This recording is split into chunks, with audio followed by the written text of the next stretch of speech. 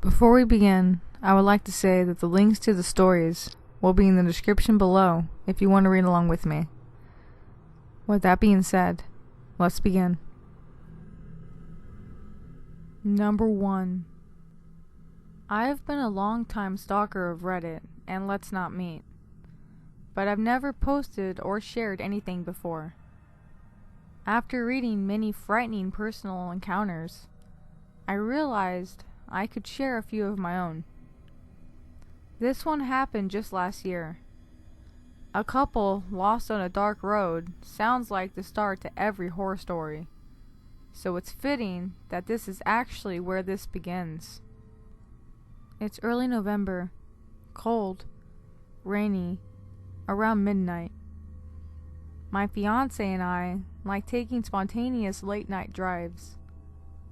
We typically start out on one of the main roads within our city and keep following it until we hit the next town. Sometimes our drives last hours. The layout of my county and surrounding counties is a little bizarre. All of the cities and towns are isolated by large spreads of woods and country. I live in a relatively large college town, but a half-hour drive in one direction can land you stranded on jagged, unmarked gravel roads in the middle of nowhere, or in small, weird villages that no one knows about. It's actually pretty exciting, and that's why we do it so much. So, it's midnight, and we're nearly lost. Willa, my fiance, is poking around on my phone, trying to figure out what road we're on.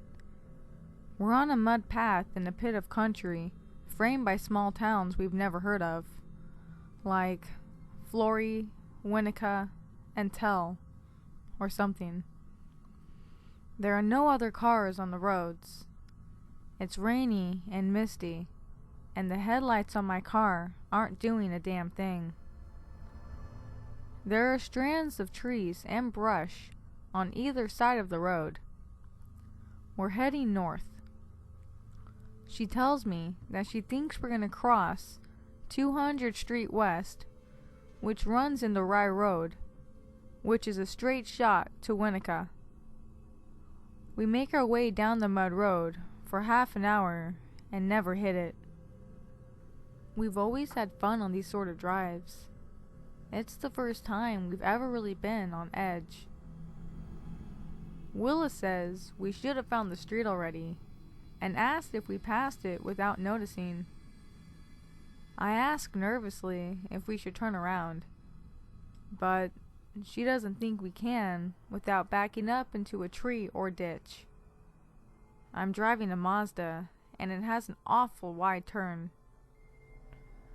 She's biting her nails while scrolling around on Google Maps. 10 minutes pass, and we finally see a little black road snaking up a hill, branching off the road we're on. I hurried to turn into it. It's very narrow, and twigs and branches are raking the doors and windows of the car. When we complete the climb up the little road, we find ourselves in a wide paved clearing with a house at the back of it, tucked into the thick woods. Willa doesn't miss a beat and starts hissing for me to turn around. Our headlights illuminate the whole property, which is a major disrepair. No lights, windows shattered, siding and shingles shredded. The yard is littered with scraps and trash. Barrels, car parts, tools, hundreds of glass bottles, branches, slabs of concrete, and rocks. It looks like the house is sitting on top of all of it. Every inch of the property is entangled in nets of ivy and weeds. Willa points out little moving shadows and glowing spots around the yard. There are dozens of cats around, and they're all looking at us, and their eyes are glimmering from the headlights. I almost piss myself when a walnut-sized rock darts out of the brush and pops against my windshield. It fractures the glass. Willa screams and grabs my arm. She's whimpering. Then, what was that? Oh my God, what happened? The rain is pouring in black streams down the trees, over the house, and across the pavement. All of the blood runs from my face. After a few seconds, a man stumbles out from the bushes and weeds, and he's carrying a fucking shovel. He's swallowed in a big dirty navy coat, and has a beard. Then, a screen door on the house opens, and all the cats scatter. A tall, thin, spidery woman crawls out onto the porch. She has long, wild gray hair. She's just up high enough on the porch that the headlights don't reach her eyes. She wipes her unusually dark hands on her skirt. I have no clue what was on her hands, but that's what I remember most about her, how dark her hands were, and stares at us. Willa is screaming and crying and slapping the door lock repeatedly. I throw the car into reverse, rolling over cinder blocks and branches, and then screech back down the road. After Willa stops crying and there's some distance between us and the house, I start to relax. Yet, when we get out of the woods and hit a long, straight stretch of road, I notice headlights behind us. I get a stomachache when I notice the car is mimicking all of our turns onto different roads. After nearly half an hour of being pursued, we finally reach Flory and pull into a gas station being visited by a few other people. I watch the vehicle pass. It's the same nasty Chevy truck we saw at the house. They stalked us all the way to the next town. We wait until we see the truck disappear down the road before we get out, get some food, and ask for directions. On our way home, I look at the rearview mirror more than I do at the road ahead. When we get back early in the morning, my teeth don't stop chattering until I fall asleep. So, creepy shovel guy and dirty hand cat witch, let's not meet ever again. Thanks. Update. Thankfully, we still have night road trips and run into really weird and cool things. We haven't encountered anything to top that creep though. Since telling our families about it, we've been told to be a little more careful about where we go. We've also stored a knife in the glove box. I also keep my rosary in the car now, in case, I'm dying and need to say a couple last Hail Marys. I've driven back around that area during the daytime recently, and have not been able to find it again. I managed to find the mud road we were on, but have not yet found that turnoff to that particular residence. My windshield was fixed. Willa has suggested we have locations in mind when we go on night drives, so we're not driving around aimlessly. Also, here are some safety driving and travel tips. Stick to main roads unless you know the area well. If the weather is bad, avoid country roads. They can be swept away by flash floods, get icy, or can be blocked by snow. If you're driving at night, avoid leaving your vehicle unless you are in a well-lit location. Keep your doors locked, even while driving. In the country, it's common to run into people who don't have the best intentions. Trust your instincts. If someone is giving you bad vibes, get away. Don't roll down your window for anyone. Don't stop for anyone. If anything should happen, car breaks down, flat tire, or wreck, while you're on a country road, call the police and don't get out of your car until they arrive. My sister got a flat on a country road and was approached by a whole lot of creepy men. Don't worry about offending people. Always have a spare tire, a full tank of gas, and a fully charged phone if you know you're going to be driving a lot, especially in weird places. And lastly, don't honk excessively or be a rude or aggressive driver. People have gotten shot for that in the country.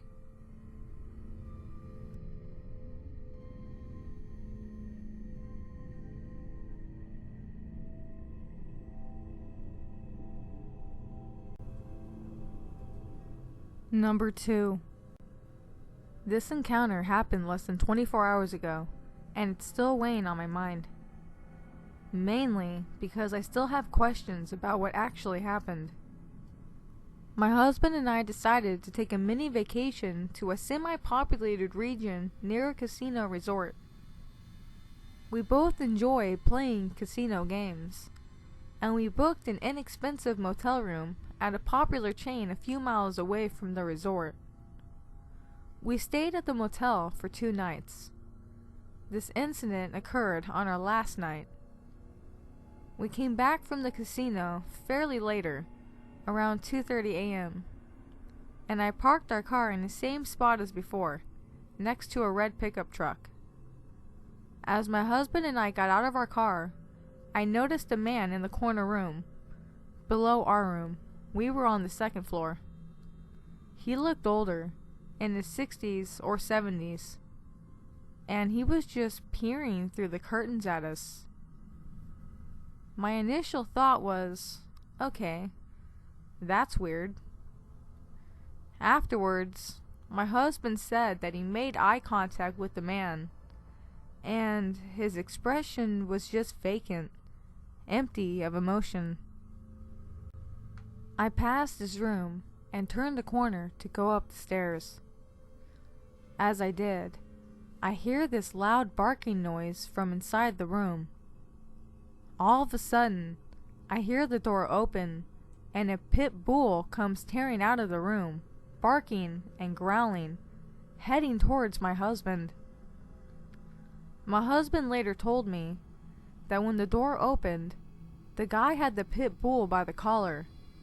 He looked directly at my husband and then released the dog. My husband just backed up and started kicking at the dog, trying to avoid it. The dog didn't bite him. It just ran up to him, growling and barking and baring its teeth. Then it ran to the stairs where I was, then back over to my husband, and then finally back to the open door. The whole time I was yelling, "What the fuck?" over and over again. Not the most eloquent, I know, but an accurate representation of what I was feeling in that moment. We've been dog owners. We are not people who have had bad experiences with dogs, and we are not people who are afraid of dogs. But it felt that this dog was on attack mode. I know the stereotypes of pit bulls are not true, that they can be very sweet and wonderful dogs. So I don't know if the dog had been in the room too long, or if it's mistreated, or what. Once the dog ran back to its owner, we bolted up the stairs and into our room. We didn't know what happened, who the guy was, or why he released his dog on us. We called the front desk and requested security. They came about 5 minutes later, the front desk clerk and a police officer. We told them what happened, and they said they talked to a woman downstairs who owned the dog. We were like, "Woman? No. It was an older guy, not a woman." They told us they only saw and spoke to a woman. At that point, we were just freaked out and didn't feel comfortable staying, even though they offered to switch our room. The officer escorted us to our car, and we left, utterly befuddled as to what just happened. We ultimately decided to just drive the 3 hours home. My biggest regret is not asking them what the woman said when they came to the door. We were so focused on just getting out of there that all we really did was tell them what happened and then leave. I don't know if the old man we saw was mentally ill, angry at us for some reason, maybe we woke him up, or just wanted to scare people. But I know we won't be heading back there to that area for a long time. Creepy guy with the angry dog. Let's not ever meet again.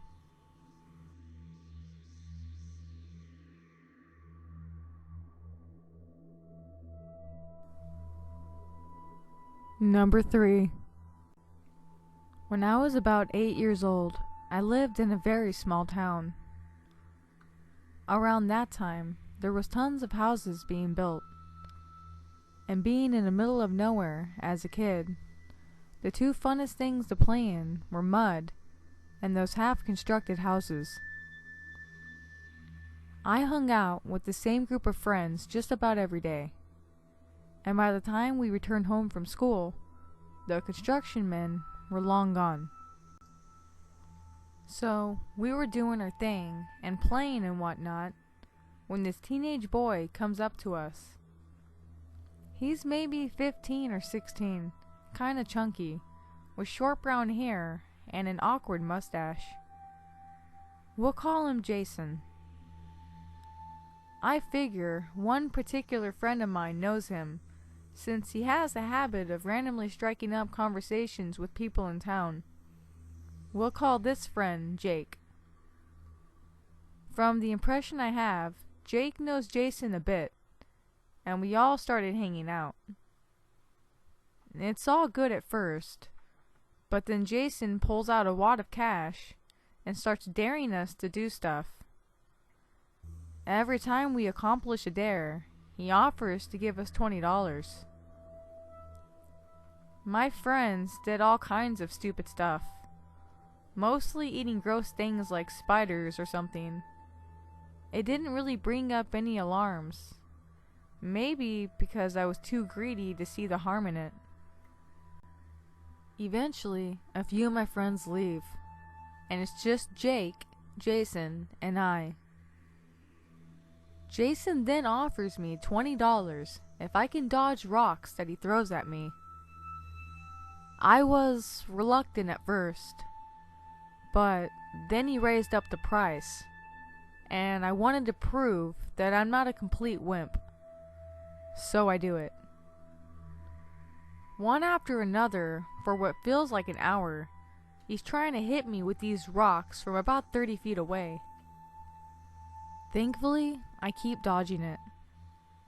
But with every throw, I can see this guy is getting irritated, and may in fact actually want to hurt me.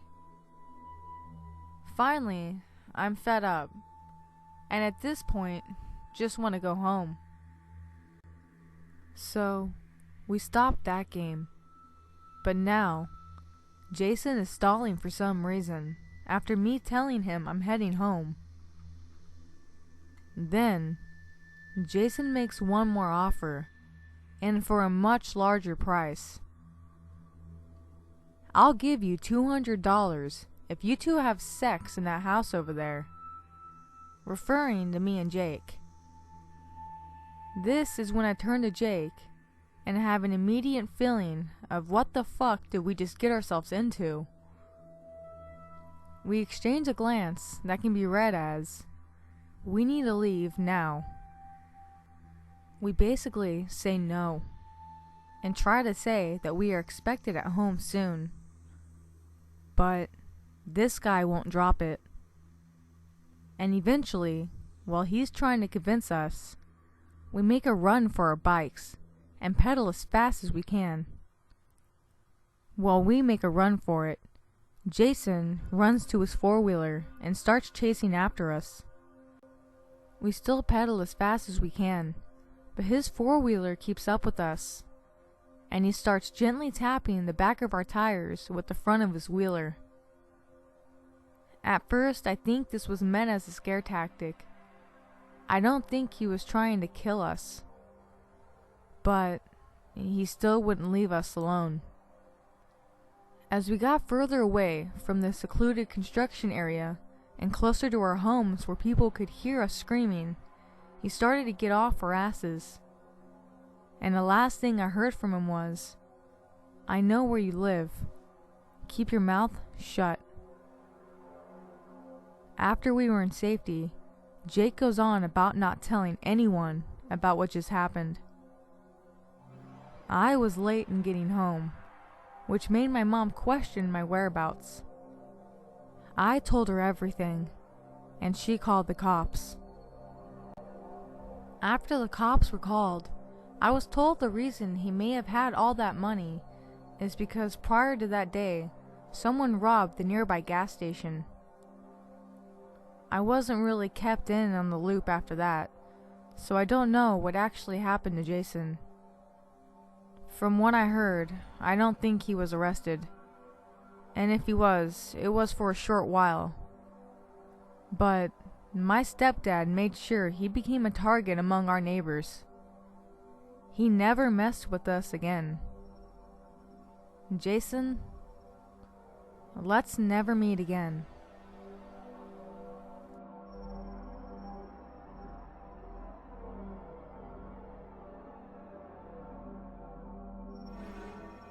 Thank you for listening to another 3 True Scary Stories from Reddit. Remember, if you like this video, to make sure to leave a thumbs up and also subscribe for future content. Until next time, everybody, have a great night. And as always, stay safe.